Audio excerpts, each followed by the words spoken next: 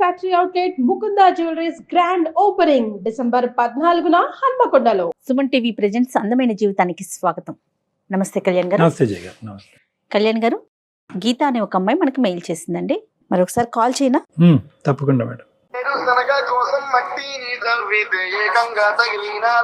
Hello గీత గారు, నమస్తే అండి. నేను జయాని అందమైన జీవితం ప్రోగ్రామ్ నుంచి కాల్ చేస్తున్నానండి.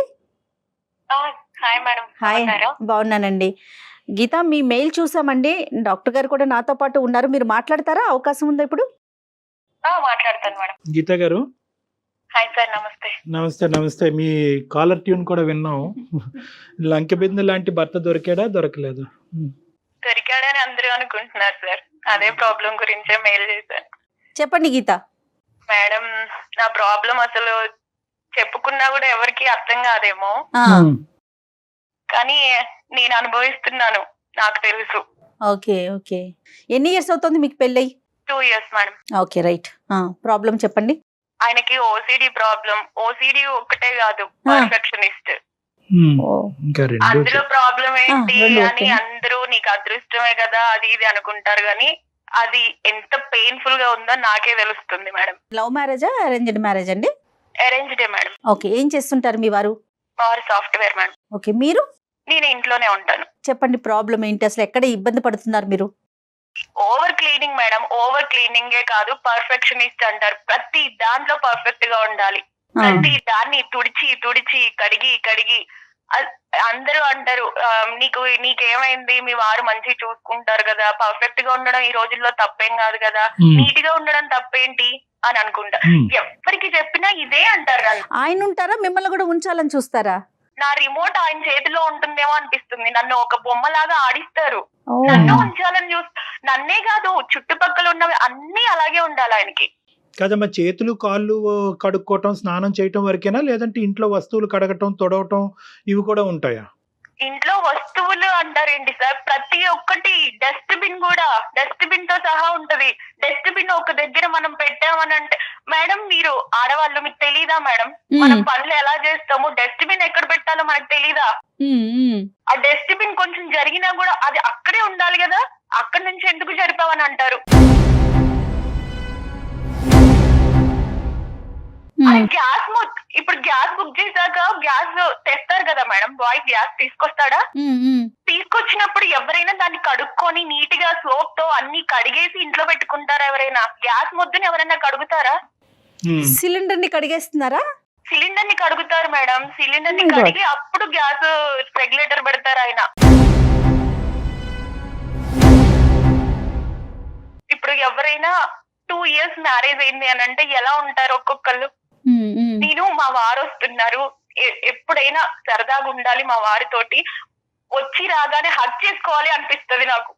ఒకవేళ వస్తే ముట్టుకుంటే ఏంటి నీ చేతులు ఇలా ఉన్నాయి, ఏంటి నువ్వు ఇలా ఉన్నావు అని ఎక్కడ అంటారో అని కడిగి కడిగి నాకు చిరాకు వస్తుంది. ఇప్పుడు ఆయన వస్తున్నారంటే ఆ టైం చూసుకొని, బాబో ఈయన వస్తున్నారా, ఇప్పుడు నేనేం చేయాలి, ఇప్పుడు అన్ని నీట్ గా ఉన్నాయా లేదా, ఎక్కడ ఉన్నాయా లేదా, ఆఖరికి డస్ట్బిన్ కరెక్ట్ గా ఉందా లేదా, చెప్పులు కరెక్ట్ గా ఉన్నాయి. చెప్పులు మేడం వెళ్తారు, సరే ఆఫీస్ కి వెళ్తారు, ఆఫీస్ కి వెళ్ళేటప్పుడు బైక్ తీస్తారు, బైక్ తీసి వెళ్తున్నారు కదా అనేసి బాయ్ చెప్తాం మేము. బాయ్ చెప్పినప్పుడు అక్కడ దాకా వెళ్తారు, అక్కడ దాకా వెళ్ళి వెనక్కి వస్తారు. ఏ అమ్మాయి అయినా హస్బెండ్ బయటికి వెళ్తూ వెనక్కి వస్తున్నాడు అని అంటే ఏమనుకుంటారు? అమ్మ నా కోసమే వస్తున్నారేమో మా ఆయన అనుకుంటారు. అది కాదు, అక్కడ చెప్పులు కరెక్ట్ గా లేవని ఆ చెప్పులు సర్దేసి వెళ్ళిపోతారు.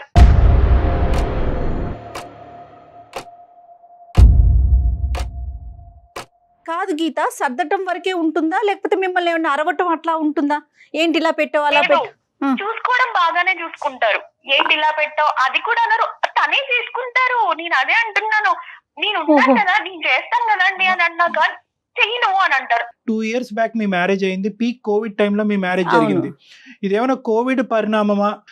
ఎవరన్నా చేయి తాకేటటువంటి అవకాశమే లేదు, దూరం నుంచి దన్నాల వరకే పెట్టుకున్నాం, ఇలా చాలా చాలా జరిగినాయి. ఇష్టానుసారం ఎవరికి వాళ్ళు శానిటైజర్లు, చేతులు కడగటం, ఇప్పటికీ చాలా మంది అలా కడుగుతూనే ఉన్నారు.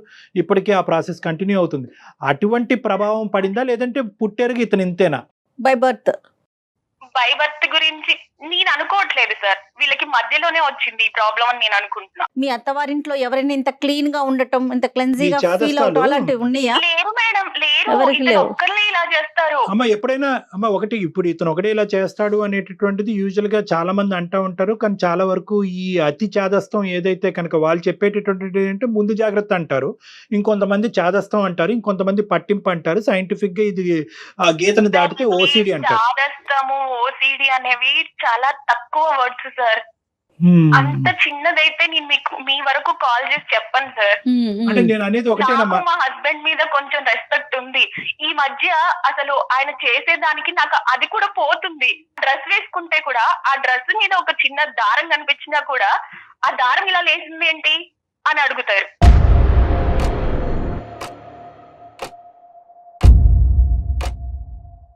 అతను ఏదైనా ఫంక్షన్స్ కి వెళ్ళినప్పుడు కూడా అతను ఏ డ్రెస్ వేసుకుంటే ఆ కలర్ డ్రెస్ నేను వేసుకోవాలి.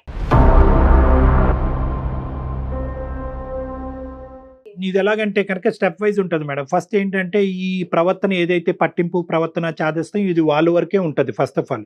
తర్వాత ఏంటంటే స్లోగా పక్కన వాళ్ళకి కూడా పాకుతుంది. ఏంటి గీతను అలా పెడుతున్నావు, అలా పెట్టకూడదు కదా, ఇది మాట. ఎప్పుడైతే కనుక ఇప్పుడు గీతలో ఫ్రస్ట్రేషన్ వస్తుంది, ఇప్పుడు ఆ అమ్మాయి ఏమంటుంది, ఇది ఓసిడి చాలా చిన్న మాట మేడం, దానికంటే పెద్ద అంశాన్ని నుంచి నేను సఫర్ అవుతున్నాను కాబట్టి మీ వరకు వచ్చి కాల్ చేశానంటే ఈ అమ్మాయి ఇప్పుడు రానున్న రోజుల్లో ఏంటంటే ఎదురు తిరుగుతుంది ఆటోమేటిక్. అది ఎంతకాలం ఈ చండాలం ఏంటి, దరిద్రం ఏంటి, ఈ జాగ్రత్త ఏంటి, ఇవన్నీ ఇప్పుడు కడగని వాళ్ళందరూ చచ్చిపోతున్నారా, అలా అయితే డాక్టర్లు హాస్పిటల్ ఇవన్నీ ఎప్పుడో ఒకలాంటి లేచి చిరాకు వస్తుంది కదా. ఎప్పుడైతే కనుక ఈ అమ్మాయి ఆ ప్రవర్తన చూపెడుతుందో అతనిలో ఇంకో యాంగిల్ అనేది స్టార్ట్ అవుతుంది.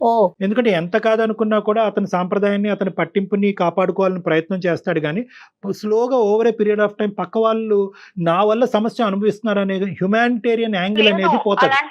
ఉండదు, పక్కన వాళ్ళు నా వల్ల సఫర్ అవుతున్నారు అనేది ఆయనలో కొంచెం కూడా ఉండదు. మీరు ఎప్పుడైనా డిస్కస్ చేశారా, నువ్వు ఓవర్ గా రియాక్ట్ అవుతున్నావు మేడం? అసలు నాతో డిస్కస్ చేయరు. నేను అతను పక్కన కూర్చుంటే పక్కన కూర్చొని మాట్లాడుతున్నా సరే చేతులు ఎక్కడ కడుక్కోమంటారో ఏం చేయమంటారో అని అసలు నేను పక్కకు కూడా వెళ్ళట్లేదు మేడం. చెప్పుకోలేనివి ఇంకా వైఫ్ అండ్ హస్బెండ్ మధ్యలో చాలా ఉంటాయి. అలాంటివి ఇంకా చాలా ఉన్నాయి, చెప్పుకోలేను.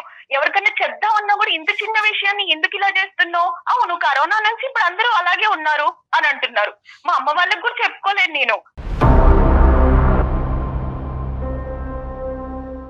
లంచ్ చేసేటప్పుడు ప్లేట్స్ కడిగి తీసుకొస్తాను మేడం. తీసుకొచ్చాక కూడా మళ్ళీ తను వెళ్ళి కడుక్కొని తీసుకొస్తారు. అర్థమైందమ్మా. అంటే అప్పుడు అతని మనసులో కూడా కాన్స్టెంట్ గా ఉండేటటువంటి థాట్ ప్రాసెస్ ఏంటంటే కనుక ఏ నిమిషం ఏది ఎక్కడి నుంచి వచ్చి నేను తాకుతాదో, నెక్స్ట్ ఏది కడుక్కోవాలనేటటువంటి ఎజెండా ఉదయం నిద్ర లెగిసిన దగ్గర నుంచి పడుకునేంత వరకు ఉంటుంది. ఈ కడుక్కోవటం తుడుచుకోవటం అనేది లేనటువంటి సమయం ఏదన్నా ఉందంటే కనుక అది నిద్ర సమయమే. మరి ఆఫీసులో ఇలాంటి వాళ్ళు ఎలా హ్యాండిల్ చేస్తారండి? అంటే ఇది కూడా చాలా మంచి పాయింట్ అమ్మా. ఓసిడి అనేటటువంటి ప్రాబ్లం ఉండేటటువంటి వాళ్ళు లైఫ్ లో చాలా సక్సెస్ఫుల్ అయ్యేటటువంటి వాళ్ళు, కెరియర్లో చాలా సక్సెస్ఫుల్ అయ్యేటటువంటి వాళ్ళు, చదువు రీత్యా కానీ తెలివితేటల రీత్యా కానీ చాలా అభివృద్ధిలో ఉండేటటువంటి వాళ్ళు. సో ఇదేంటంటే సహజంగా మనం అనుకుంటారు చాలా తెలివైన వ్యక్తి, కానీ పక్కనున్న భార్య ఎంత సఫర్ అవుతుందో తెలుసుకోవాలి. ఎందుకు సార్ అసలు అంటే ఏంటంటే ఇంకా అది ఒక ఉచ్చమ్మ, ఒక ఊబి, ఆ కడుగుడు తుడుపుడు అనేటటువంటి ఊబి. ఎలాంటి ఊబి అంటే కనుక ఇంకా ఆ ఊబిలోకి వెళ్ళిన తర్వాత పక్కన ఇందాక నేను చెప్పాను కదా, పక్క వాళ్ళు ఏమనుకుంటున్నారు, వాళ్ళు ఎంత బాధపడుతున్నారు, భార్య తల్ల చెల్ల అనేది కూడా ఉండదు. ఇదేదో కోవిడ్ సమయంలో వచ్చినటువంటి అంశం కింద నాకు అనిపించట్లేదు. దానికి ముందు నుంచే ఇతనికి చాదస్తం, ప్రతిదీ ఒక ప్రక్రియ, ఒక పద్ధతి ప్రకారం జరగాలనే ఆలోచన. కోవిడ్ రావడంతో దురదృష్టం కొద్ది నీది ఆ సమయంలో పెళ్లి అవడంతో ఇది కాస్త ఈ విధంగా మారిందని నేను అనుకుంటున్నాను. కోవిడ్ తగ్గినా కూడా ఆయన శుభ్రత మాత్రం తగ్గలేదు. బయట కూడా ఇలాగే చేస్తారు సార్, బయట కూడా ఇలాగే చేస్తారు. మేము మొన్న ఒకసారి మ్యారేజ్ కి వెళ్ళాము. నేను శారీ కట్టుకున్నాను, హెయిర్ జడ వేసుకుంటే నేను మా ఫ్రెండ్స్ దగ్గర కూర్చున్నాను. వచ్చి అక్కడ మా ఫ్రెండ్స్ దగ్గర నేను కూర్చుంటానా, వచ్చి అక్కడికి వచ్చి జడ ఇలా వేసుకున్నావేంటి, ముందుకు వేసుకో, చీర ఇలా సర్దుకో.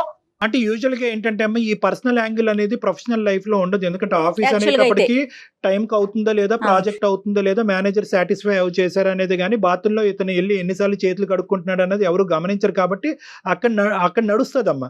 కానీ ఇంటికి వచ్చేటప్పటికి నా భార్య నేను చెప్పినట్టు, అంటే ఇతను ఆటోమేటిక్గా ఏంటంటే మిమ్మల్ని ప్రేమించట్లేదని కాదు, కానీ అతను ఏదైతే ఒక తీరును ఆచరిస్తున్నాడో దాన్ని సమర్థించుకుని ఆ తీరుని మీరు కూడా కుటుంబ సభ్యులుగా మీరు ఆచరిస్తారు. చేస్తే అది మీ మంచి గురించే, మనకి ఏ జబ్బు రాజు ఏది రాజు. సో ఈ అనవసరమైనటువంటి సెంటిమెంట్ మీకు చాలా ఈజీగా అంటుకుంటుంది, బయట ప్రపంచానికి అంటుకోవటానికి చాలా కష్టం. నాకు అసలు ఏ ఫ్రీడమ్ లేదా అనిపిస్తుంది. ఆయన చెప్పిన డ్రెస్ వేసుకోవాలి, ఆయన కూర్చోమన్న చోట కూర్చోవాలి, ఆయన తుడవమన్నది తుడవాలి. నేను ఇలాంటి లైఫ్ మాత్రం నేను బ్రతకలేను సార్.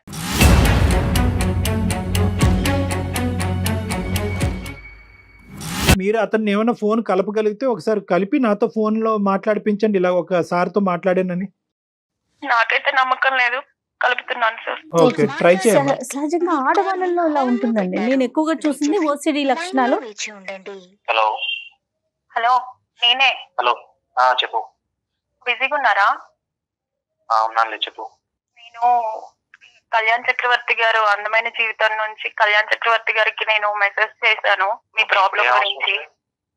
ఇప్పుడు అంత అవసరం ఏమొచ్చింది? మీకేం అవసరం లేదండి, మీకేం అవసరం లేదండి, నాకు అవసరం. నేనేం చేయను మరి? ఏమొచ్చింది అంటున్నా.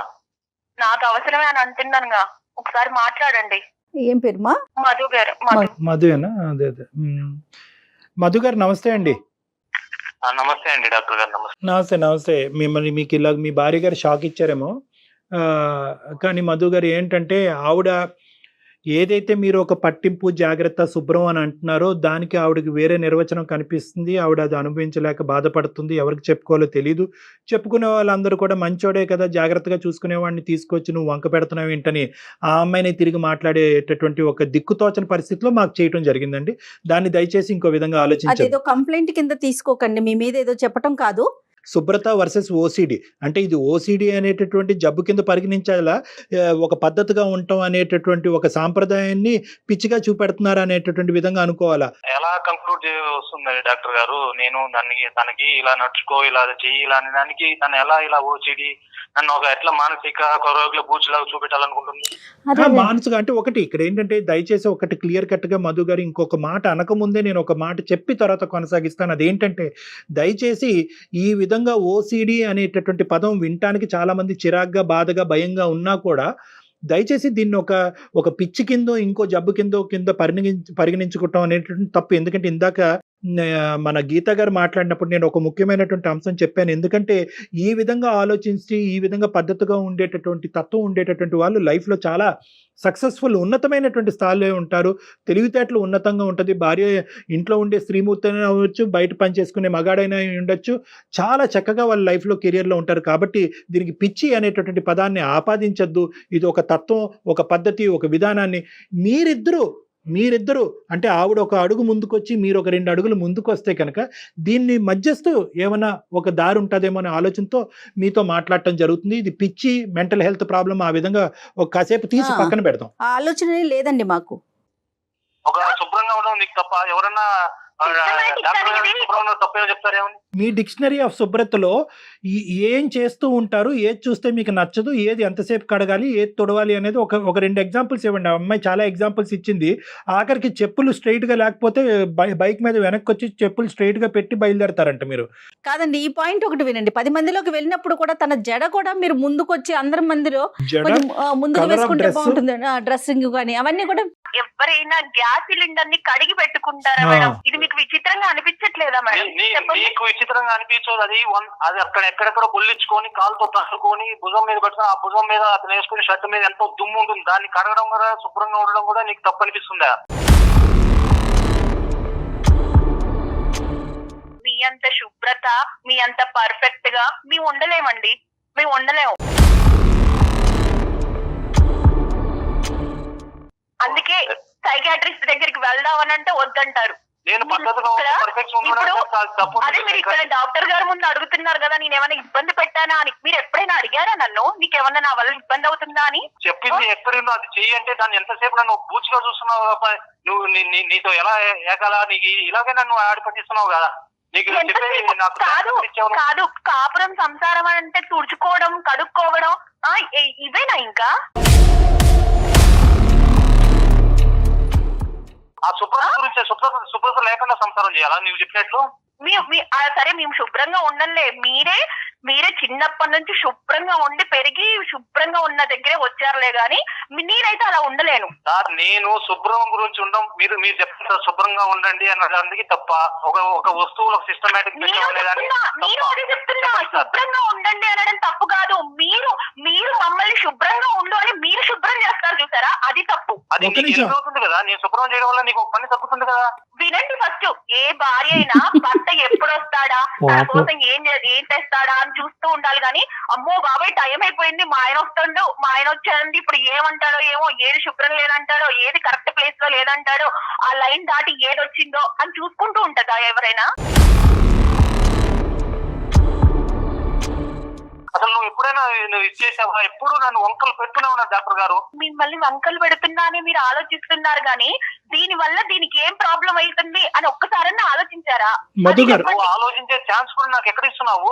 నువ్వు వంకలు మార్నింగ్ నుంచి వంకలు పెట్టి ఇదే అని చెప్తావు, అదే అని చెప్తావు, ఇది అలా సర్దమంటావు, ఇది అలా ఒక డిస్టర్బెన్స్ అక్కడ ఒక వెజిటేబుల్స్ అక్కడ కట్ చేయమంటే. నేను కర్రీ చేస్తాను, కర్రీ చేసేటప్పుడు నాకు తెలియదా కూరగాయలు ఎలా కట్ చేయాలో? పక్కన కూర్చుంటారు, పక్కన కూర్చొని ఆ షేప్ కరెక్ట్ గా రాలేదు, ఈ షేప్ లో కట్ చేయాలి. ఏంటి సార్ అది ఉడికినాక ఆ షేప్ లోనే ఉంటదా? అవి రౌండ్ గా రావాలి, స్క్వేర్ గా రావాలి, ఉడికిన తర్వాత అవి అలాగే ఉంటాయా సార్? మధు గారు సమస్యకి పరిష్కారానికి వద్దాం. ఇక్కడ చాలా క్లియర్ కట్గా ఏంటంటే మీరు కడుక్కోవటం తుడుచుకోవటం అనేటటువంటిది ఒక్కటే కాకుండా ప్యాటర్న్ స్పెసిఫిక్ ఆలోచనలు కూడా ఉన్నాయి. అంటే జోళ్ళు ఎలాగ ఉండాలి, వంకాయ మొక్క ఎలా కట్ చేయాలి, అది ఎలా ఉడకాలి, సిలిండర్ని ఎంతసేపు కడగాలి. ఆఖరికి ఏంటంటే ఆ అమ్మాయి దురదృష్టం ఏంటంటే ఆ అమ్మాయి పరిగెట్టుకుని వచ్చి మిమ్మల్ని హగ్ చేసుకుందాం అని అనుకున్నా కూడా సాయంత్రం పూట నువ్వెంత నీట్గా ఉన్నావు, నీ జడ ఎలా ఉంది, నీ బట్టలు ఎలా ఉన్నాయి అనేది ఈ పర్సనల్ క్రిటిసిజంలోకి వెళ్ళేటప్పటికీ ఆ అమ్మాయి మానసికంగా గాయపడిందండి. మీ ఇద్దరి మధ్య గ్యాప్ పెరిగిపోతుంది కదండి, మీ శుభ్రత గ్యాప్ ని పెంచుతుంది. ఎవ్వరికి ఇది మామూలుగా ఎవ్వరికి అర్థం కాదు సార్. నేను చెప్పుకునే వరకు అసలు మేడం నేను చెప్పేది కూడా తను ఎక్కడ ఆలోచించగా నన్ను కూడా అట్లా తను రివర్స్ ఉల్టాయి, నువ్వు ఇలా చెప్తావు అలా బాధపడుతున్నా మేడం. ఉల్టా కాదు, ఇప్పుడు ఒక మనిషి క్లీన్ గా ఉండాలి, శుభ్రంగా ఉండాలి, శుభ్రంగా ఉండటం వల్ల ఇన్ఫెక్షన్స్ నుంచి దూరంగా ఉంటారు, ఆయుష్ పెరుగుతుంది అనే అంశం డాక్టర్లకి మించి ఎవరు తెలియదు కదండి. నేను కూడా ఒక డాక్టర్నే కదా. ఈ రోజు మీరు కడుక్కునే అంత ఏదైతే నేను పాటిస్తారో ప్రపంచం మొత్తం పాటించింది సార్. కరోనాలో శానిటైజర్ తో హ్యాండ్స్ మాత్రమే కడుక్కుంటారు సార్, ఫేస్ కడుక్కోరు. నేను ఎక్కడ చెప్పలేదమ్మా, నేను ఎక్కడ చెప్పలేదు నీకు. శుభ్రత ఉండడం కరెక్టే, మీలాగా అన్ని అసలు సిలిండర్ కడగడాలు, చెప్పులు కడగడాలు, డస్ట్బిన్ కరెక్ట్ గా పెట్టడాలు ఇవి ఎవ్వరికి ఉండవు. బాబోయ్ నా వల్ల కాదు డిస్కషన్ అంతా, మీరు ఏదో ఒకటి చేయండి సార్, నా వల్ల అవ్వట్లేదు అసలు. ఇప్పుడు ఇక్కడ సబ్జెక్ట్ అయితే మనకు క్లియర్ కట్ గా అర్థమైంది. ఆ అమ్మాయి భాష మీకు అర్థం కావట్లేదు, మీ భాష ఆ అమ్మాయికి అర్థం కావట్లేదు. కానీ at the end of the day ఒక్క పాయింట్ అయితే క్లియర్, మీరు ఏదైతే శుభ్రత, పరిశుభ్రత, జాగ్రత్త, అతి జాగ్రత్త అని అంటున్నారు, ఇవి ఓన్లీ 10%ఏనండి. మిగతా 90% మీరు చేసేటటువంటి కార్యక్రమాలు చాలా అసందర్భం, అనవసరం. ఆ అసందర్భం, అనవసరం అనేటటువంటిది మీరు లాజికల్గా దాన్ని సైంటిఫిక్గా ఏదో మీకు కావాల్సినటువంటి ఒక పుస్తకం రాసేసుకుని ఈ పద్ధతిలోనే ఉండాలి, ఇలాగే కట్ చేయాలి, ఇలాగే ఉండాలి, ఈ కలరే ఉండాలి, జుట్టు ఇలా దూకోవాలి అని చెప్పి ఈ శుభ్రత, అతి శుభ్రత కాస్త వేరే ఆస్పెక్ట్స్ అంటే పక్కనుండేటటువంటి వాళ్ళ యొక్క ప్రైవసీ, పక్కనుండేటటువంటి వాళ్ళ యొక్క స్వేచ్ఛను కూడా హరించేటటువంటి పరిస్థితికి వచ్చి ఆఖరికి ఆ అమ్మాయి ఎలా అయిపోయిందంటే మీ చేతిలో ఉన్న ఒక రిమోట్ కంట్రోల్ బొమ్మలాగా అయిపోయింది ఆ అమ్మాయి. సార్ మేము ఒక ఫంక్షన్ పోవాలని రెడీ అయ్యాం సార్, గేట్ తీసుకున్నాం, బండి తీసుకొని బండిలో ఎక్కింది, తాళం వేసుకుని తాళం ఒక్కసారి సరిగా పడిందో లేదో చెక్ చేసుకోరమ్మన్నాను సార్. వచ్చిన తర్వాత అదేం చెక్ చేసుకొచ్చారు. రిటర్న్ వచ్చిన తర్వాత నా బైక్ ఎక్కి, నా బైక్ ఇంకా ఒకే టార్చర్, నువ్వు ఇలాగే చేస్తావు, నువ్వు ఇలాగే చెప్తుంటావు, మన ఫంక్షన్ హాల్ వరకు వెళ్ళినంత వరకు టార్చ్ సార్. నేను ఎక్కడ సరిగా డ్రైవింగ్ చేయలేని పరిస్థితి క్రియేట్ చేసింది సార్, అంత టార్చ్ చేసి. ఇలా మాట్లాడుకుంటే కొన్ని లక్షల సంఘటనలు ఉంటాయి. ఇక్కడ ఏమైంది అంటే కనుక ఇంకా ఈ అమ్మాయికి ఏది చేదస్తం, ఏది ఓసిడి అనేటటువంటి సంఘటన, ఏది నార్మల్ అనేటటువంటి ఆఖరికి ఏంటంటే ఈ అమ్మాయి మీతో పాటు ప్రయాణం చేసి ఈ అమ్మాయి ఒక కన్ఫ్యూజన్ లో వెళ్ళిపోయింది. అది ఒక్కసారి అయితే తన ఆ మాట అనకపోయి ఉంటుందండి. 2 ఏళ్ల నుంచి చూస్తుంది కదా ప్రతి అంశానికి ఒకటి. ఇంకొకటి ఏంటంటే కేవలం తను బాగా మంచిగా ఇల్లు గ్రూమింగ్ ఉండాలి. మీరు ఇచ్చేటటువంటి కంట్రోలు, మీరు పడేటటువంటి జాగ్రత్త ఆ అమ్మాయికి ఆనందాన్ని, సంతోషాన్ని, అదే విధంగా మీ యొక్క అభిప్రాయం ఆమె అభిప్రాయం కలిస్తే ప్రాబ్లం లేదండి. కానీ ఇక్కడ ఏమనిపిస్తుంది అంటే అమ్మాయికి ఇంకా నేను ఎప్పటికీ నా జీవితంలో ఈ పెళ్లిలో నాలాగా నేను బతకలేను, ఎప్పుడు కూడా మధు ఏది చెప్తే మధు ఎలా అయితే గిరిగిస్తే ఆ గిరిలోగానే నేను ఉండాలి, ఆ విధంగానే అతని చేతిలో ఒక రిమోట్ లాగా ఉండాలి అనేటటువంటి ఈ స్థాయిని ఆ అమ్మాయి తట్టుకోలేదండి. ఇంకా నేను అర్థం చేసుకుని తనకు చక్కగా అన్ని వివరించుకుంటూ వస్తున్నాను సార్. ఆయన దృష్టిలో అదే సార్, శుభ్రంగా ఉండడం ప్రేమ, పర్ఫెక్ట్ గా ఉండడం ప్రేమ, అది తప్ప ఏం తెలియదు. ఇంకా మంచిదే, మీరు ఆ స్థాయిలో నువ్వు వేసుకునే డిజైన్ చేసుకున్న హెయిర్ స్టైల్ గానీ అవన్నీ చూసి నేను ఎంత నీకోసంగా చెప్పింది, నీ మీద ఉన్న ప్రేమతోనే నేను అవన్నీ చెప్పాను. నేను అది కాదు, మీరు నన్ను ప్రేమగా చూడాలి కానీ చెరవేసుకుంటే బయట వాళ్ళకి బాగా కనిపిస్తావు, ఇల్లు నీటుకుంటే బయట వాళ్ళకి బాగా కనిపిస్తావు, వాళ్ళ గురించి ఆలోచిస్తారేంటండి? నాకు అర్థం కాదు. నేను ఎలా ఉన్నాను ఎందుకు పెద్దలు ఎందుకన్నారు ఇల్లు చూడు ఇంటిని చూడు ఇల్లాని చూడు అని ఎందుకన్నారు పెద్దలు? మరి ఎందుకు తీసుకుంటారు? మీ అంత సామెతలు, మీ అంత నీట్నెస్ చెప్తున్నాను కదా, మీ అంత అయితే మాకు ఏం చాతగావు. కానీ సరే ఇప్పుడు ఏం చేయమంటారు చెప్పండి, నా వల్ల కాదు. నా పర్మిషన్ తీసుకున్నా నువ్వు స్ట్రైట్ అవే డాక్టర్ దగ్గర ఎట్లా అమ్మా ఒక్క నిమిషం, మీరిద్దరు ఒక్క నిమిషం ఆగితే పరిష్కారం చెప్తాను. ఒకటి మధు, ఇక్కడ చాలా సందర్భాల్లో ఆ అమ్మాయి తట్టుకోలేక బయట వాళ్ళకి, ఇందాక కూడా నేను చెప్పాను, బయట వాళ్ళకి చెప్పినప్పుడు అంత బుద్ధిగా అంత పద్ధతిగా ఉన్న భర్తల మీద కంప్లైంట్ చేస్తామని చెప్పి బయట ప్రపంచం అది అప్రిషియేట్ చేయట్లేదు. ఎందుకంటే సమాజంలో చాలా మందికి, ఇంట్లో ఉన్న వాళ్ళకి, చదువుకున్న వాళ్ళకి, డాక్టర్స్ ఇంకా స్థాయిలో చదువుకున్న వాళ్ళకి కూడా ఓసిడి అనేటటువంటి కాన్సెప్ట్ పక్కన ఉండేటటువంటి భార్య కానీ భర్త కానీ అనుభవించే స్థాయికి ఎవరికి వెళ్ళదమ్మా. అది చాలా కష్టం, అది అర్థం కాదు. సో ఈ అమ్మాయి అందరికీ అర్థమయ్యేటటువంటి విధంగా చెప్పినా కూడా ఆ అమ్మాయికి పరిష్కారం దొరక్క సైకాట్రిస్ట్ దగ్గరికి పోదారా బాబు అంటే కనుక మీరు వినక మాకు ఫోన్ చేసింది. ఆ అమ్మాయి ఇదంతటిని ప్రేమ అనుకోవట్లేదు. మీరు ఎప్పుడన్నా అడిగారా ఇది ప్రేమ కింద వర్ణించచ్చా, ఇది నువ్వు ఆస్వాదిస్తున్నావా? నేను అడగకుండా నేను చూపించాను సార్, నేను దాన్ని ఆ విధంగా ఆమె నేను చూపించాను ఆ ప్రేమను. నేను మీరు ప్రేమ ప్రేమ ప్రేమ అని అంటున్నారు కానీ మీ మ్యారేజే రిస్క్లోకి వెళ్ళే పరిస్థితిలో ఉంది. ఆ అమ్మాయి నేను తట్టుకోలేకపోతున్నాను, ఇటువంటి పెళ్లిలో నేను ఉండలేకపోతున్నాను, నా బాధను ఎవరికి చెప్పుకోవాలో తెలియక ఆఖరి ప్రయత్నంగా డాక్టర్ గారు మీ దగ్గరికి వచ్చాననే మాట అంటుంది. నిజంగా మీ అతి జాగ్రత్త, అతి కడుగుడు మీ జీవితాన్ని త్యాగం చేసే పరిస్థితికి వచ్చింది. కాబట్టి నేను శుభ్రంగా పర్ఫెక్షన్ గా ఉండమని చెప్తున్నా సార్. నాతో భాగస్వామ్యాలు ఎవరైతే నాతో వచ్చిందో ఆవిడ కూడా అలా ఉండాలని కోరుకుంటున్నాను. ఇది శుభ్రత స్థాయి దాటిపోయింది సార్, శుభ్రత స్థాయి దాటిపోయి చాదస్తం అనే స్థాయి దాటిపోయి ఓసిడి అనేటటువంటి ఏరియాలోకి వెళ్ళిపోతుంది ఇది. కాబట్టి ఓసిడి అనేటటువంటి వాళ్ళు ఏదో పిచ్చో వెర్రో అని మనం అనం కానీ జాగ్రత్త, అతి జాగ్రత్త, శుభ్రత, అతి శుభ్రతకు వెళ్ళిపోయి అవతల పక్కన ఉండేటటువంటి వాళ్ళ సహనాన్ని కూడా పరీక్షించే స్థాయికి వచ్చినప్పుడు ఖచ్చితంగా దానికి కౌన్సిలింగ్ కానీ ట్రీట్మెంట్ కానీ అవసరం. ఏదైతే ఇల్లు చూడు ఇల్లాలని చూడు అనేటటువంటి పెద్ద సామెతలు మీరు వాడుతున్నారో అదే ఇల్లాలు ఇప్పుడు గడప దాటి బయటకు వెళ్ళే పరిస్థితి వచ్చింది. అమ్మాయి ఏం కోరుకోవట్లేదు, డాక్టర్ గారు ఏం చెప్పారో అదే కోరుకుంటున్నా. ఇది అట్లీస్ట్ ఇది ఒక ప్రాబ్లం అని మీరు ఒప్పుకోకపోయినా ఒక ప్రొఫెషనల్ దగ్గరికి వెళ్ళి ఇది ప్రాబ్లమా కాదా అనేటటువంటిది అతను నోటి వెంట విందాము అనేటటువంటి ఆలోచన మీకు వస్తే కనుక 50% జాబ్ అయినట్టే.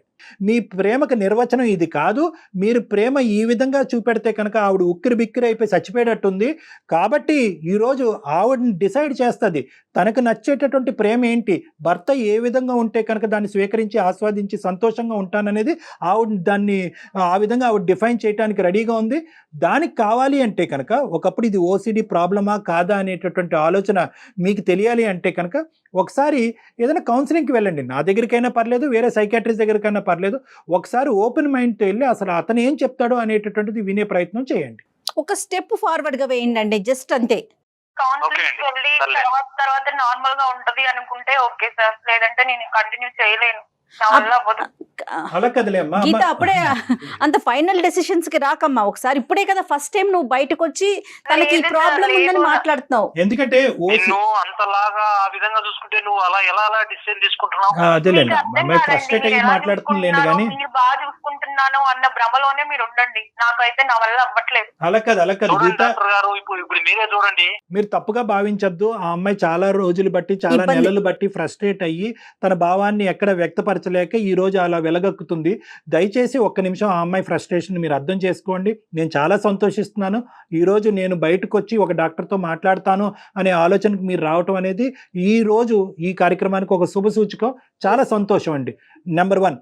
నెంబర్ 2 ఏంటంటే ఇంకా మీరు మళ్ళీ ఇంటికి వెళ్ళి నన్ను కలిసేంత వరకు మళ్ళీ ఏ డిస్కషన్లోకి వెళ్ళబాకండి. మిగతాది ఏదున్నా కూడా క్లినిక్ ప్రెమిసెస్లోనే మనం మాట్లాడుకుందాం. ఆ అమ్మాయికి కొన్ని కావాలి మీ దగ్గర నుంచి, అవి మీరు ఇవ్వటానికి రెడీగా ఉండండి. ఎందుకంటే at the end of the day మీరిద్దరు ఒకరి గురించి ఒకరు చేసుకోవట్లేదు, ఈ కుటుంబం గురించి చేసుకుంటున్నారు. రైట్. సరే అండి డాక్టర్ గారు, Super. పాటిస్తాను నేను. రైట్ Right, రైట్ right, గీత okay. మీరు కూడా ఇంకా ఇంతే సంగతులు అలాంటి అతను ఒక మాట ముందుకు వచ్చిన తర్వాత మీరు ఆ. ఎంకరేజింగ్ గా మాట్లాడాలి. అది ఓకేనా? ఒకసారి డాక్టర్ గారిని కలుద్దురు కానీ దాని తర్వాత మళ్ళీ మనం డిస్కస్ చేద్దాం. ఓకే అండి. Okay Geetha, okay Geetha, all the best. Right అండి, thank you. Thank you. Thank you.